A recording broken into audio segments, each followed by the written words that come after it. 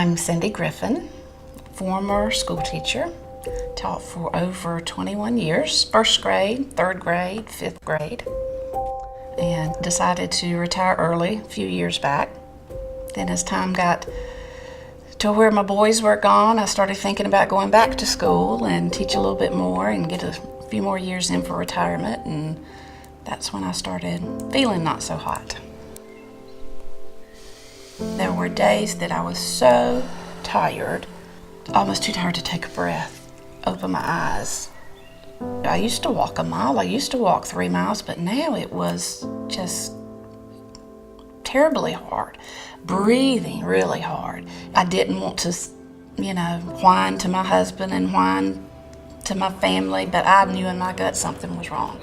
And the more I couldn't breathe and the more tired I got, I finally broke down and decided to go to the doctor. He listened and said, "Miles, I do hear something on your right side," and said, "I'm gonna give you some stronger cough syrup, and I'm also gonna x-ray that right side and let's see what's going on there." Called me in a few days and said, "You've got pneumonia." A few weeks go by, I go by to take another x-ray, and they say, "Gosh, it looks worse." And the more I couldn't breathe and the more tired I got, I did what they tell you not to do and Google yourself. And I read everything it said about lung cancer. I finally broke down and decided to go to the doctor.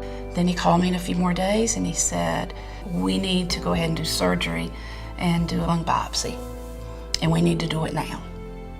We met with a surgeon, and she met with my brother, my husband, and I, and explained that it seemed to be showing some nodules and some darkness in the lower lobe of my right lung. I woke up to my husband crying. Then we go back to the room, and the oncologist that was sent in there to review was just cut and dry, and it's a lot worse than we thought. I had stage 4 cancer. I immediately start thinking of what I've not done yet. I just wasn't ready. At one time, I had too much to do.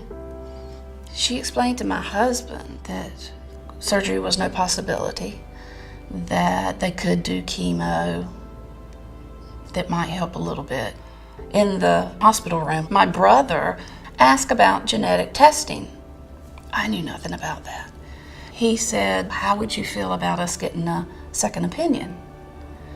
Within the next week, I was able to get in and see him for a second opinion, and took all my records, everything that had been done.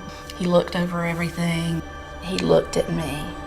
He looked at my brother. He looked at my husband, and he really talked to us. He drew a picture of my lungs to show me where it was and how it was in this lobe and how it was in the lining of my lungs. He went on to say there are many things we're trying now, and through genetic testing, there's a possibility that you could even have a gene mutation. But in the meantime, he needed to test that tissue. The genetic testing had been done, and he had, in the beginning, showed us on his board that he drew the names, and they all had letter names of the genetic codes. And one of them was, BRAF. Called me in a few days, and he notified me that I had one of those. Shortly thereafter, I started the treatment.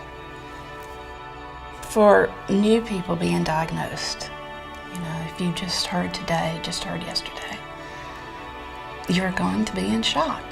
Take a deep breath. Breathe for a minute.